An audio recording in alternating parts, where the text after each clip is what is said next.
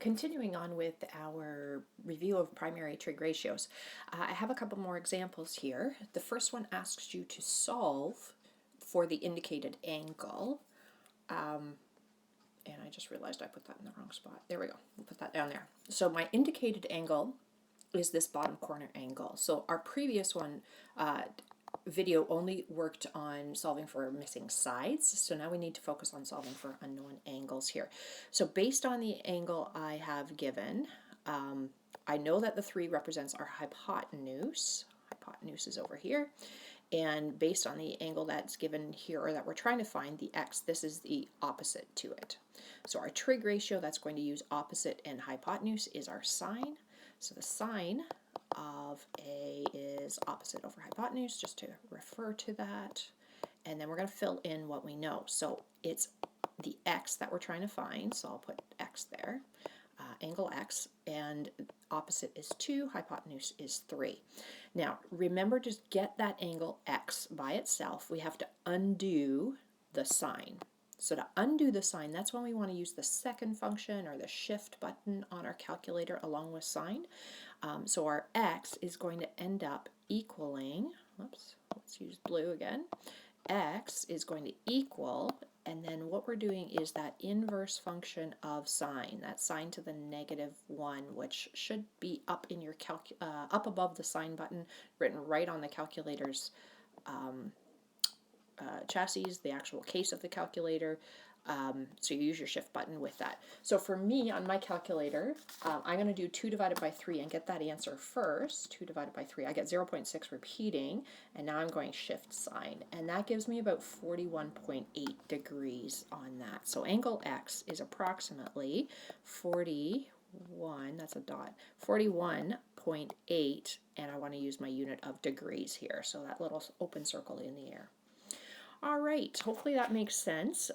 Different calculators work different ways. Again, Google it if you're not sure, or send me a quick message and I'll try and help you out with that. All right, next example, I've been given the hypotenuse, and based on angle x, this is opposite and this is adjacent here. So I know my adjacent and I know my hypotenuse, so that's a cosine that I want to work with. The cosine of angle A is adjacent over hypotenuse, and I fill in what I know. It's angle x that I want to find. I'm using an uppercase letter x there just because technically for angles we should be using uppercase letters. That's something we learned back in grade 10. I'm filling in what I know here. To get angle x, I'm going to use that cos to the -1 on this 8.5 divided by 20. Some of you will have bracket buttons, so if you're putting this in, just make sure that 8.5 divided by 20 is in brackets. Otherwise, you're going to get an error on your answer. And again, send me a message if you're not clear on what's going on here. I get 64.8 degrees, almost 65 degrees, 64.8 degrees, rounding that to 1 decimal place. All right, the next example, we've got a right triangle PQR. Angle R is our 90-degree angle, P is 24 degrees, and PQ is 7.5 centimeters. Solve the triangle. So here, solve, the word solve means to determine all unknown side lengths and angles. That's what solve means. So make sure you understand that. For this, I'm going to quickly draw a little right angle triangle to organize my information. Organize my information. If I were actually on a piece of paper, I'd use a ruler just because it would make a better diagram. Angle R I've labeled as my 90 degrees. I'm going to put P here. This is my small angle of 24 degrees. And P to Q, that leaves Q up at the top here. P to Q would be 7.5. So when it says PQ, it means the side joining vertex P to vertex Q, 7.5 centimeters. And we're going to solve this triangle. Now, first thing, we could easily solve for angle Q because we know 2 of the angles in the triangle. The third angle will just be 180 degrees. Subtract those 2 angles. So that's the first thing I'm going to do. It's easy peasy. I don't even need trig for that. 180 degrees minus the 90 degrees minus the 24 degrees. All right, so we can get angle Q. So notice I'm using capital letters for my angles here.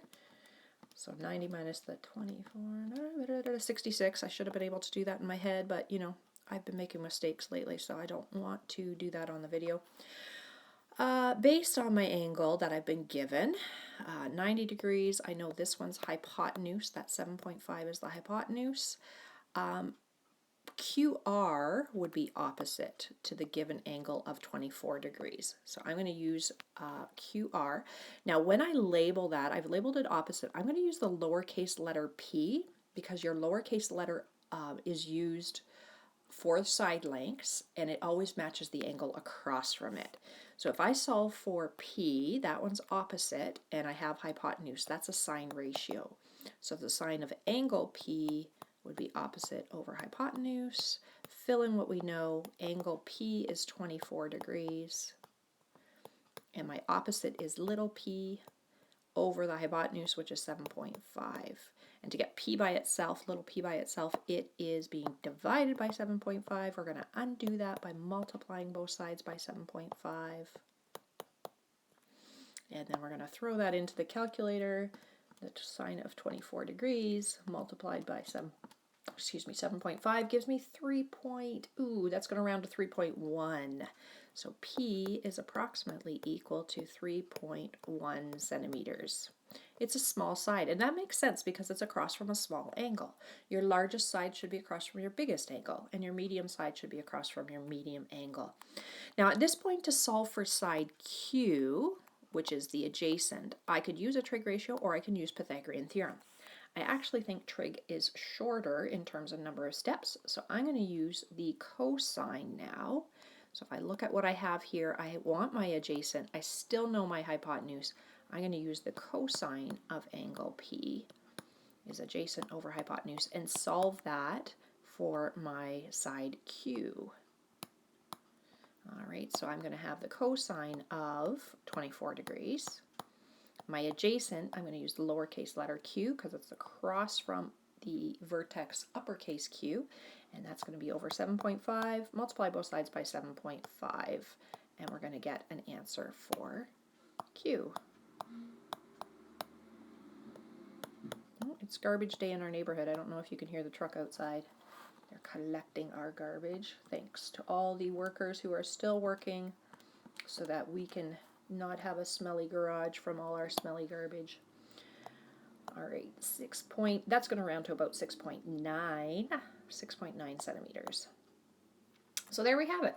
We have solved the triangle. We have now all the side lengths known and all the angles known. All right, a couple more things to talk about here. Definitions, we've got angle of elevation and angle of depression. The angle of elevation is just your angle upwards from a horizontal line, and your angle of depression is your angle downwards from a horizontal line. So the key is you have to think about where the person is looking from. Okay, so if the person's looking straight ahead, that's their horizontal line. The angle of elevation is the angle that they have to raise their head to look upwards or raise their eyes to look upward. So this is your angle of elevation. It's the angle from your horizontal line of sight. An angle of depression, your sad little guy here. Again, horizontal line of sight, your angle of depression is the angle that you would have to look downwards at. So that's your angle of depression in here. Angle of elevation, angle of depression. Okay, so I have the definitions in there.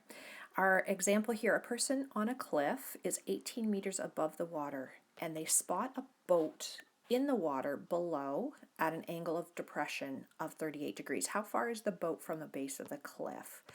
And for some reason I'm not being able to move this up at all, but we'll try and squeeze the answer in here.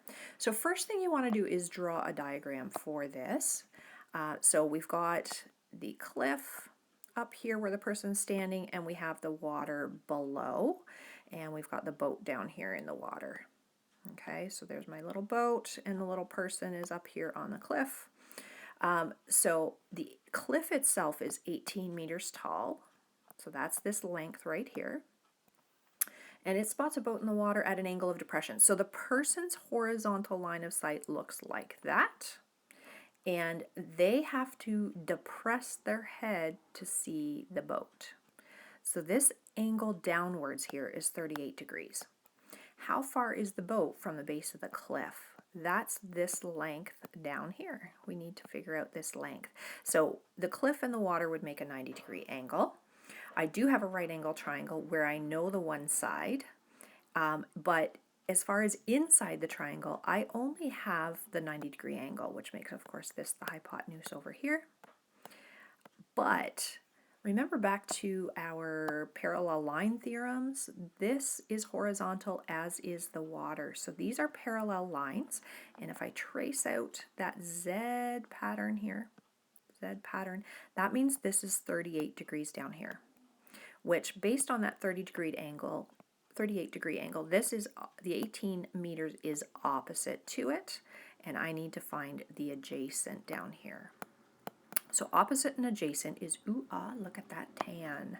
So the tan of our angle is opposite over adjacent, and then we're going to fill in what we know. The angle of reference is 38 degrees. Our opposite is 18, and x is our adjacent. I'm going to multiply both sides by the x to get it off of the bottom because we can't solve it when it's on the bottom. That's going to give us x times the tan of 38 degrees equaling 18. To get x by itself, we are now going to divide both sides by the tan of 38 degrees. And then we'll put that into the calculator, and that will pop out how far the boat is from the base of the cliff.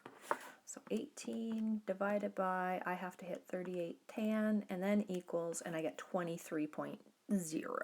So approximately 23.0 meters from the base of the cliff. So I followed that up with a therefore statement.